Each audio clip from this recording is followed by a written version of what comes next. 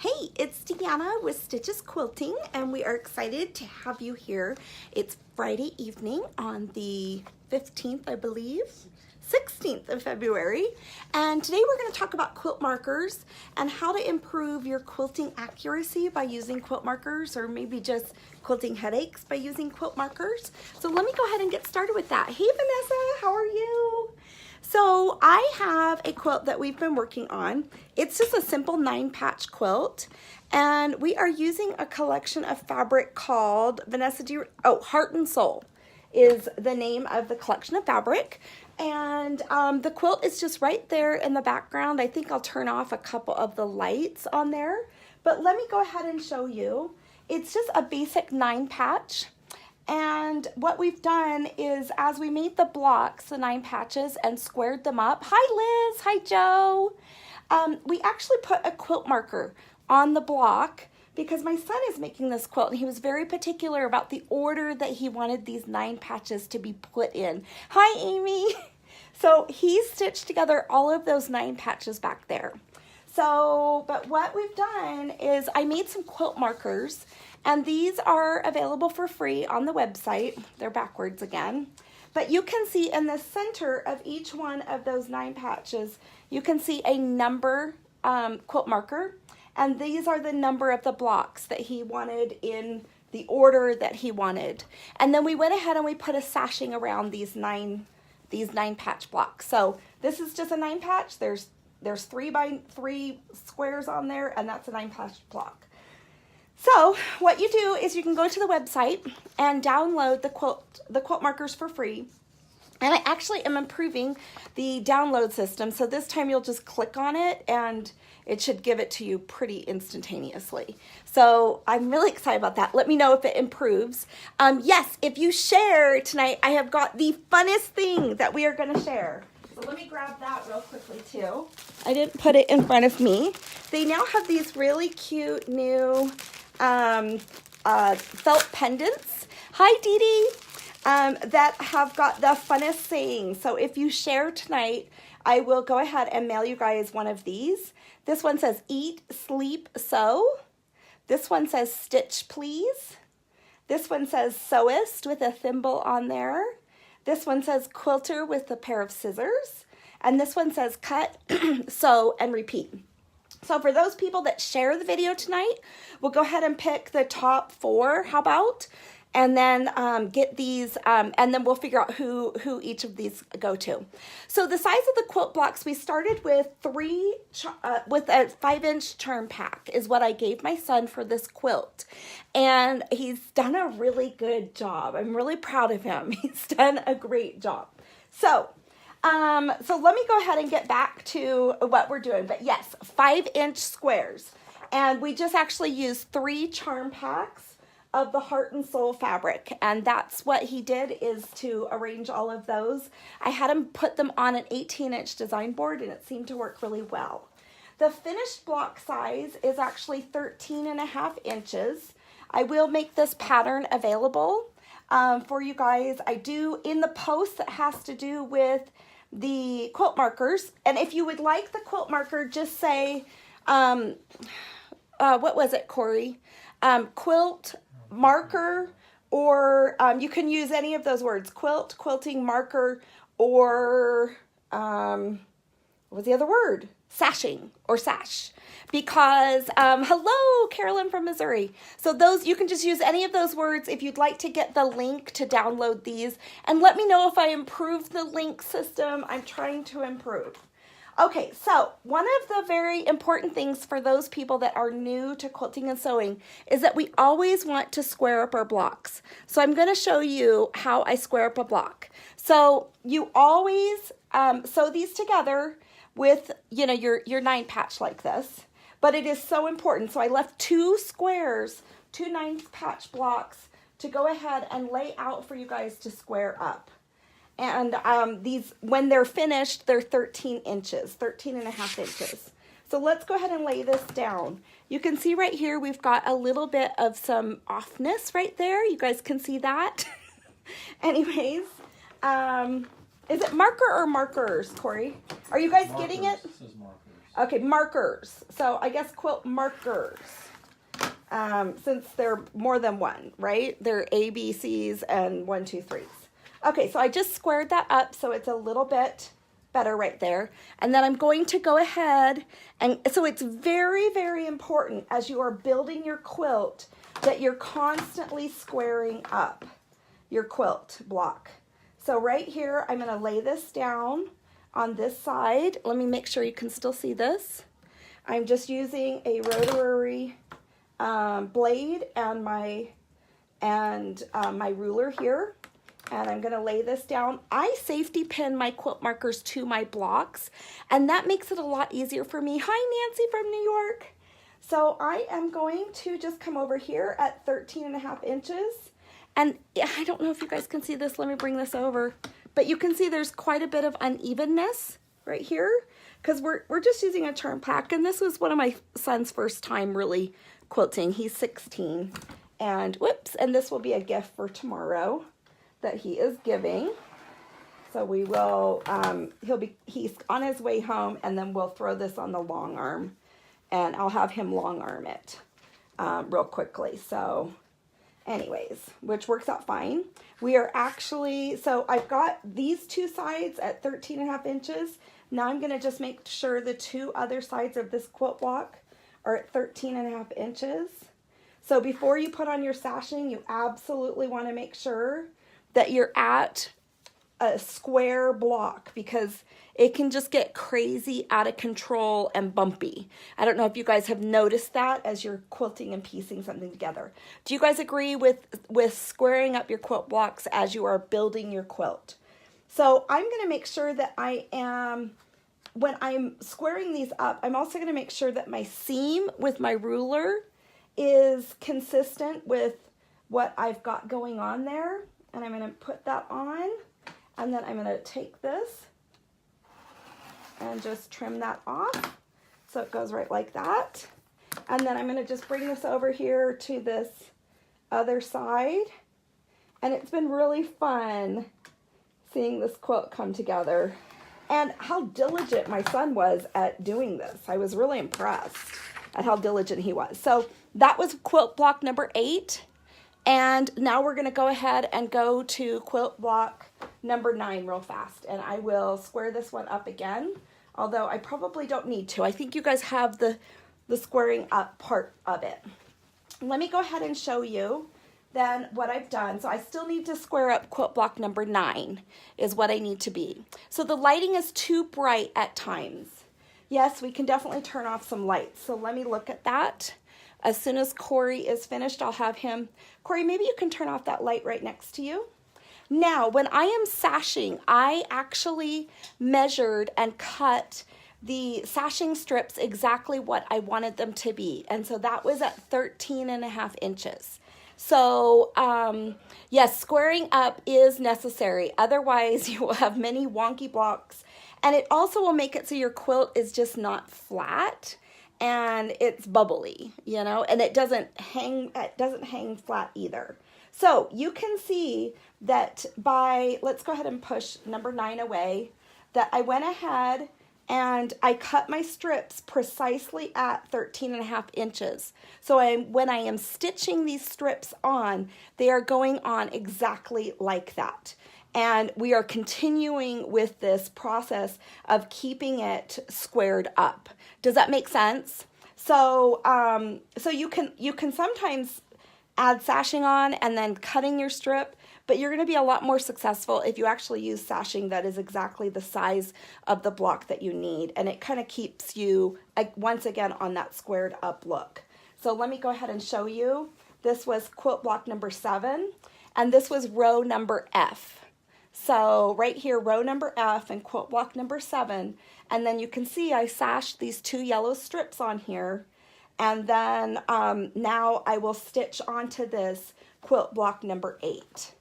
So, and then I know that I'm absolutely getting a straight stitch by doing this. And by having the markers on there, I don't know about you guys, I just have more confidence in what I'm doing, and I'm not constantly second guessing myself. So if you can see back here, I wish I had like a long broom handle or something.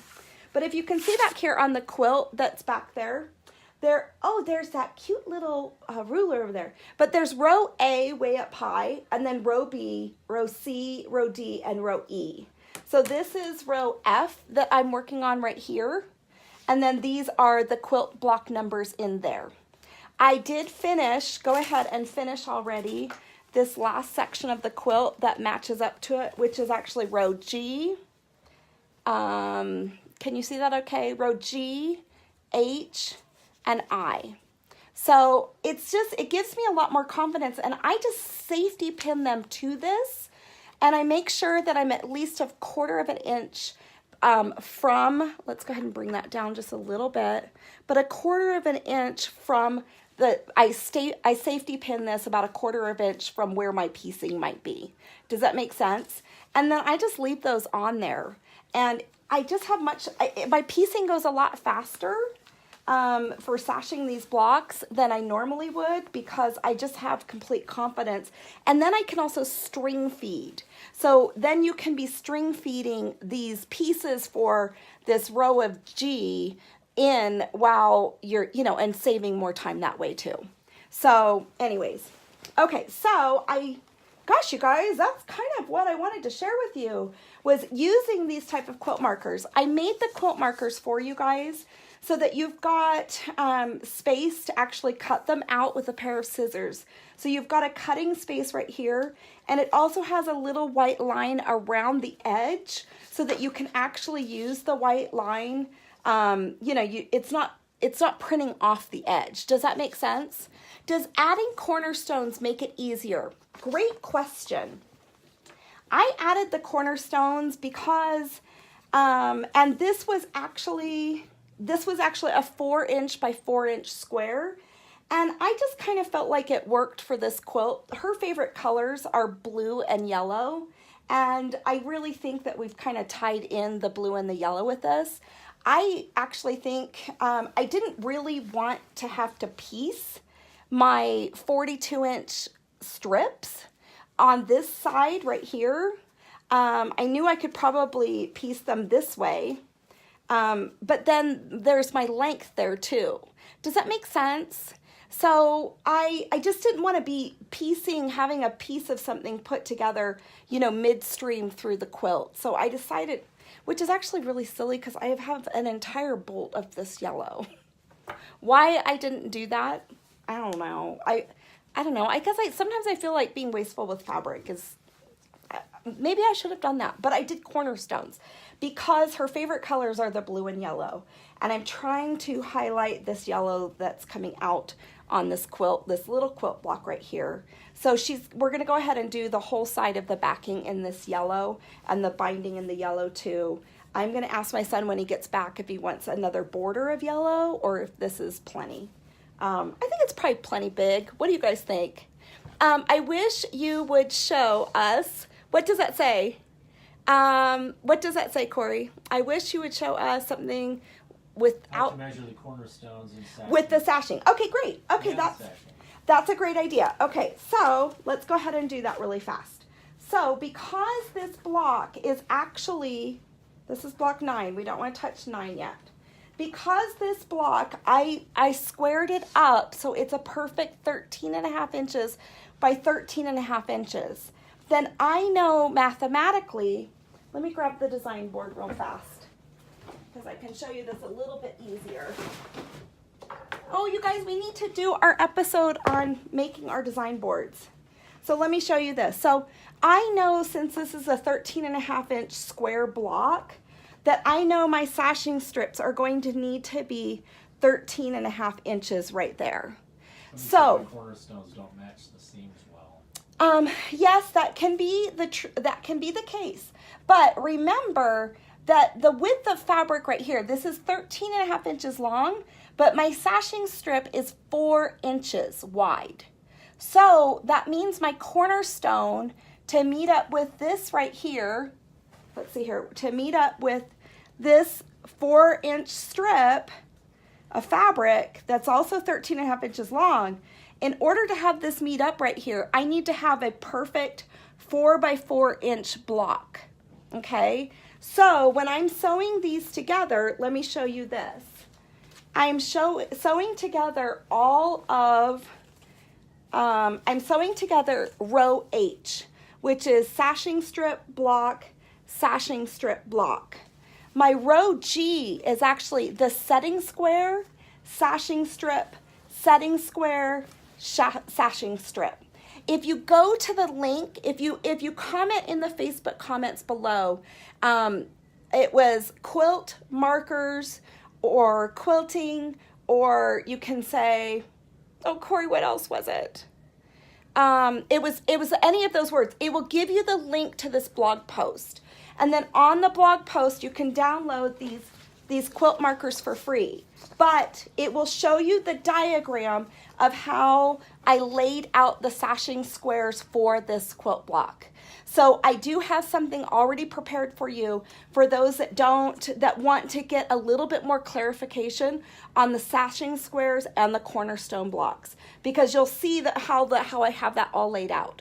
So you want your setting cornerstone block to be 4 inches square, because this is 4 inches wide.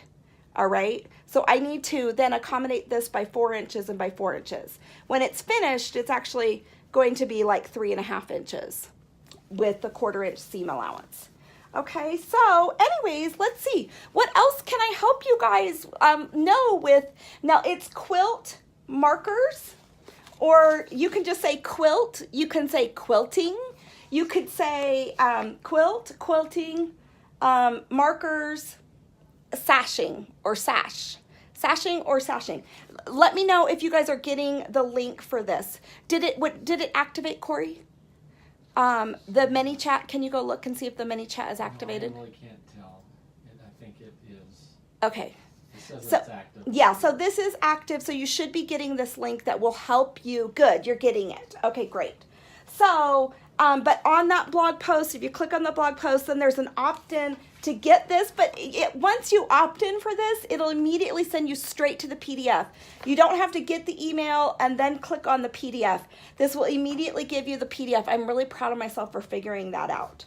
But it'll immediately give you the PDF. And anyways, okay, so that's what I have prepared for you guys tonight. I hope that you can see by actually, I like to safety pin these on here. But I don't know about you guys, you could just pin them with whatever, but I keep myself a little container of safety pins. Now, any other questions that you guys have? I'm sure you guys have lots of questions or not. This is kind of simple, but I think the quilt markers are really great, and it's not something you can buy. These are things that you can print off over and over as many times as you want. If you lose a letter J of the alphabet, just print it off on your printer again. Does that make sense? And, stick a pin through it, and at least they'll all be generally the same size and easy to find, or you could have multiple quilts that you're working on all at the same time. Okay, so we're going to get this quilt finished tonight, and we are going to long arm it. I have to ask my son what he wants to long arm there. He's never long armed on the long arm before, so I'm going to teach him how to long arm tonight. So that should be a lot of fun. Do you guys have any suggestions for long arming tips for this quilt with the 9 patches? I don't know. Anyways, let me know if you guys have any suggestions. Okay, so let's figure out who the winners are. We've got these cute little felt banners.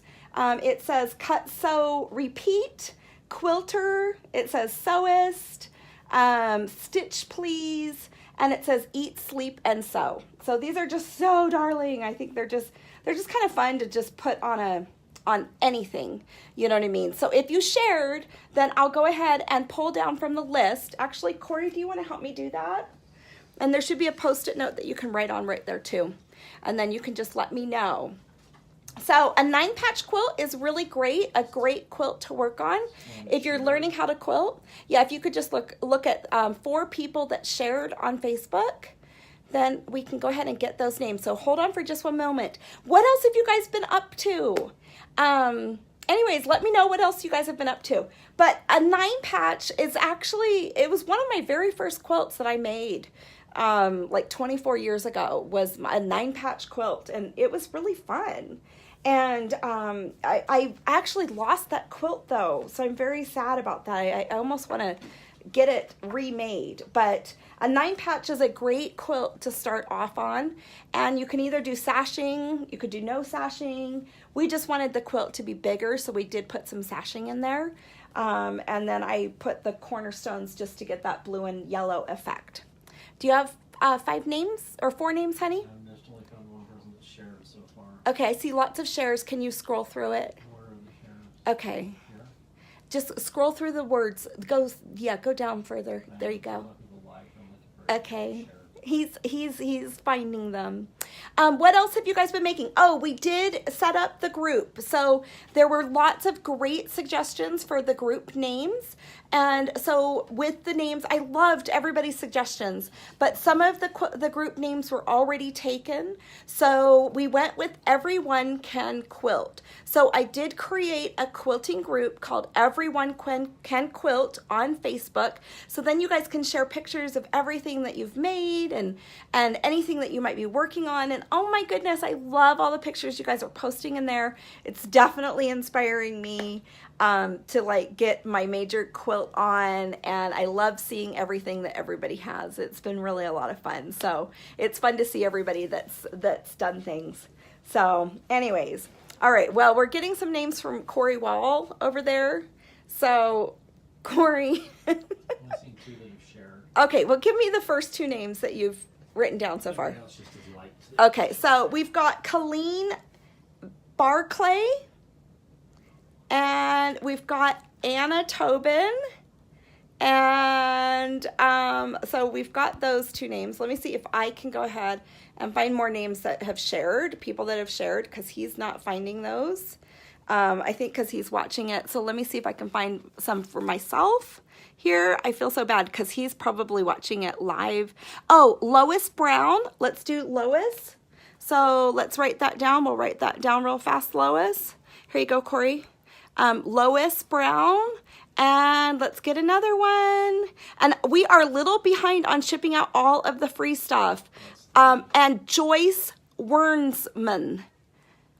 Joyce Wernsman, Wernsman. So if you're still on live, then please comment below that, or just private message me on through Facebook, your email address. If you can write down what you won, that you won these banners, or won a banner. I'm going to ship 1 banner to each person. So if you have a preference of which banner you want, let me know. I just think they're really cute. I think they're maybe $9 or $12 for a pack of 5 or 6 of them. I'm not sure, but I just absolutely adore these. But I thought they'd be wonderful things to give away and to share with all of you guys. So anyways, but I will see you guys. I don't know about tomorrow. It's hard doing all this with the Olympics on. What do you guys think? And with the holiday of Valentine's Day and everything else. But I really want to go ahead and show you guys how to do a design board next really quickly. Let me know in the comments what else you guys would like to learn. But I have definitely appreciated these. And I've also appreciated the fact that I can keep printing them off over and over, and if I lose a letter, then it's no big deal. You know what I mean? Like I don't have to go on a massive hunt. Like I can print it off again. So you guys will have the PDF, but you're gonna get an email with the PDF link in your email too. But so that then you have it saved, but save it to your computer so you have it for forever, okay? So anyways, you guys have a very good evening. It's so good to see you. Let me know what else you guys want to learn or what else you guys want to do.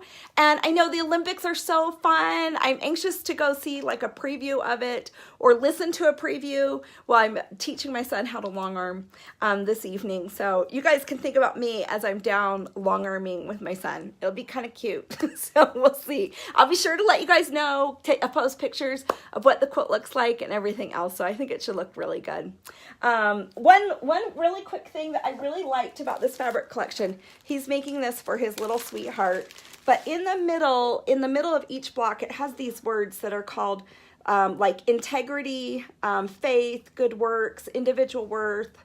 It just has some really great little word block in the middle of each one of the blocks. So anyways, but that's what this fabric is about, and it's called Heart and Soul, and we used 3 charm packs to make this, and then some yellow fabric. So anyways, you guys have a very good evening, and we'll see you a little bit later, but enjoy all of the Olympics and just the wonderful world things that are going on, and I'll be sure to pop on again soon. So, and we'll see you in Everyone Can Quilt Facebook group too, because I love seeing everybody's photographs. We'll see you later. Have a good evening. Bye-bye.